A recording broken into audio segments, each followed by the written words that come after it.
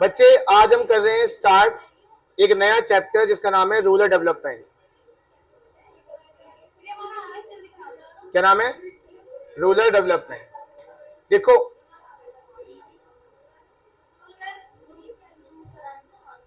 F3 बंद करना।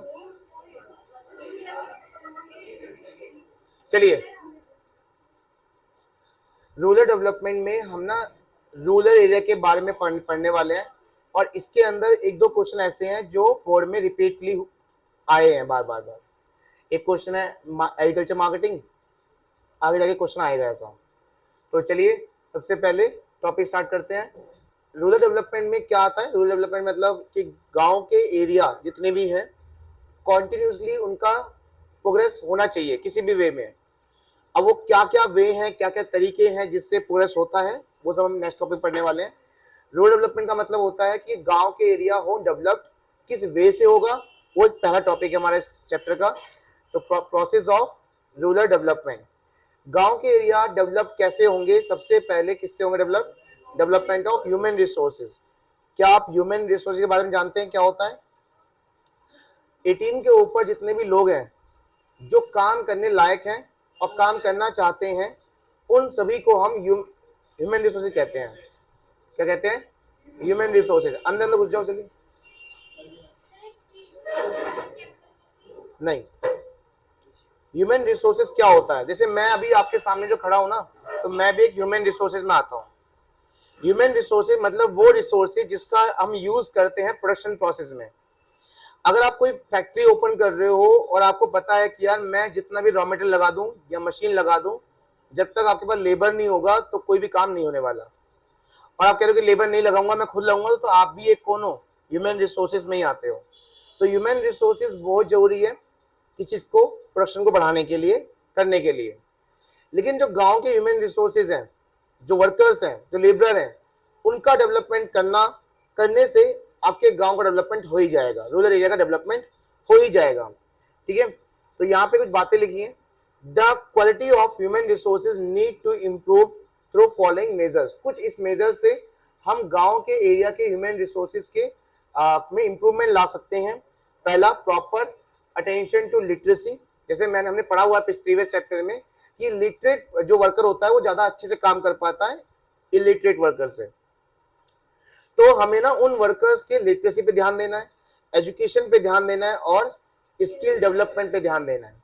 तो अगर मैं कहूँ कि जैसे गवर्नमेंट भी ना कई सारे ऐसे ऑर्गेनाइजेशन चलाती है जहाँ पे विमेन को कुछ स्किल्स सिखाई जा रही हैं, क्योंकि विमेन भी एक ह्यूमन रिसोर्सेज में आती हैं, उनसे भी हमारे देश में प्रोडक्शन बढ़ सकती है।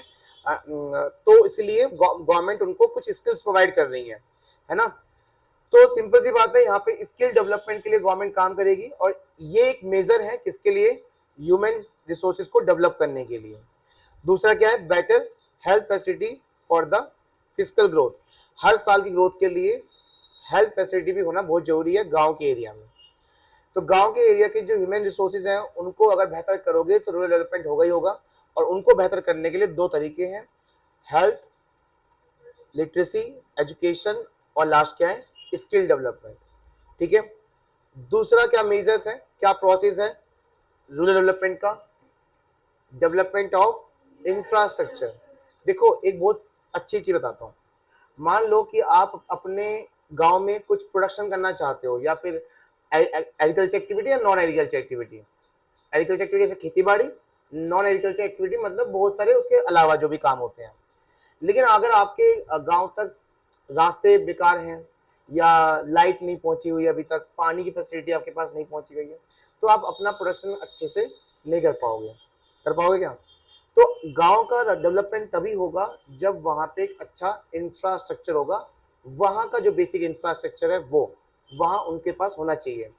अब वहां के इंफ्रास्ट्रक्चर और यहाँ के इंफ्रास्ट्रक्चर कंपेयर मत करना, ठीक है? वहां का बेसिक इंफ्रास्ट्रक्चर कुछ अलग होता है, यहाँ का बेसिक इंफ्रास्ट्रक्चर अलग है।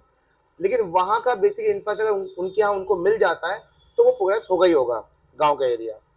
तो इसमें क्या इन्वॉल्व होते हैं? Improvement in electricity facilities, irrigation facilities, credit facilities.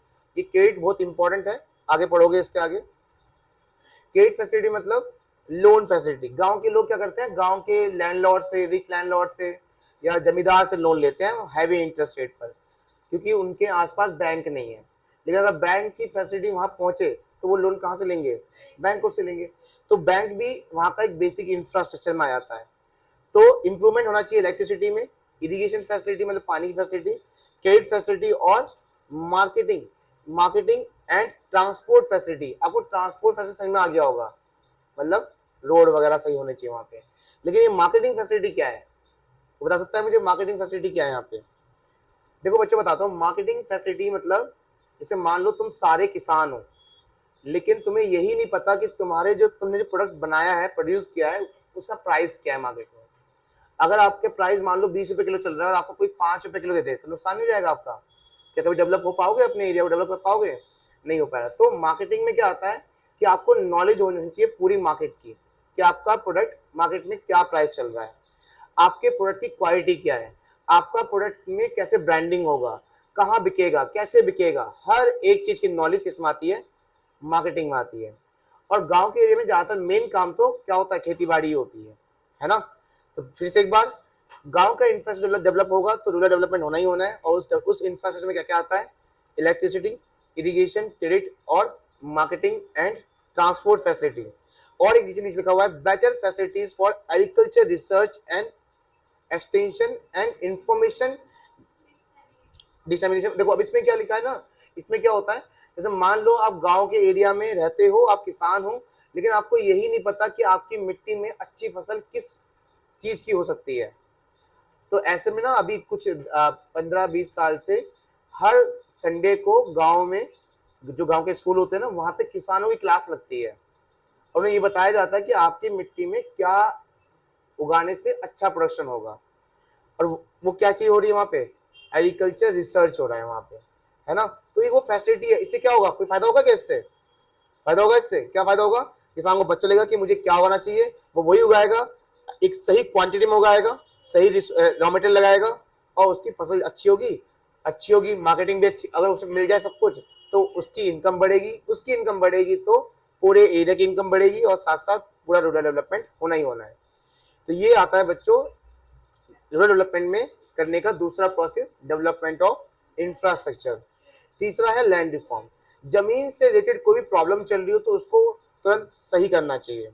Land reform पहले भी पढ़ चुके हैं, पर वो कहाँ पढ़ा था हमने, एग्रीकल्चर रिफॉर्म में, ये अलग चीज है। पर यहाँ पे ये बताया गया कि कभी कोई प्रॉब्लम आए आपसी में जमीन से रिलेटेड तो वो चीज को ठीक करना पड़ेगा। अभी भी कोई बहुत सारी प्रॉब्लम चलती रहती है गांव में, वाद विवाद होते रहते हैं जमीन से रिलेटेड, है ना। तो वो चीज को अगर हमेशा सॉल्व करते चले तो लोग आगे बढ़ेंगे ही बढ़ेंगे अपनी इनकम को लेकर, ठीक है। इसमें बात आती है कि elimination and exploitation of land relation, जो भी आपस में जमीन के उसमें एलिमिनेशन रहता है, एक्सप्लॉयटेशन रहता है, मतलब एक दूसरे को लूटते हैं, जमीन देकर ज्यादा रेंट ले लेते हैं, ठीक है। बहुत सारे चीजें, actualisation of gold of land to the tiller, मतलब जो टिलर है, जो किराएदार है, वो उसको कितना रेंट देना है वो भी आता पता नहीं जाता, कभी कम बोल के ज्यादा लेते हैं, रेंट ले लेते हैं। Improvement of social economic condition of rural poor by vending their land basis, increasing agriculture productivity and production. मतलब वही है कि जो गांव के एरिया के जो ऐसे गरीब हैं जिनका जमीन नहीं है या बहुत कम जमीन है, तो उनको ही बहुत प्रॉब्लम होती है, काफी कम प्रोडक्शन होती है उनकी, या फिर होती भी नहीं है। तो ये सब बहुत सारी प्रॉब्लम है जमीन से रिलेटेड, उनको ठीक करना बहुत जरूरी है अगर रूरल एरिया को डेवलप करना है तो, ठीक है। फिर आता है क्या, बोलो सारे एक बार, क्या होता है एलिवेशन का मतलब पता है? एलिवेशन का मतलब होता है क्या, खत्म करना। क्या खत्म करना है? पुअर नहीं, पोवर्टी खत्म करना है। पोवर्टी मतलब गरीबी खत्म करनी है।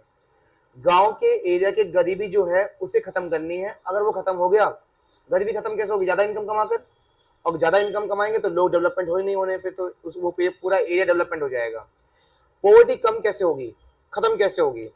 देखो, एज स्टार्टेड एर्लियर अराउंड, पहले 30% गांव total population of still below the poverty line. जब हमारा देश आजाद हुआ था उस टाइम पे 20 से 30% तक हमारे देश में लोग किसमें रहते थे, पोवर्टी लाइन में थे।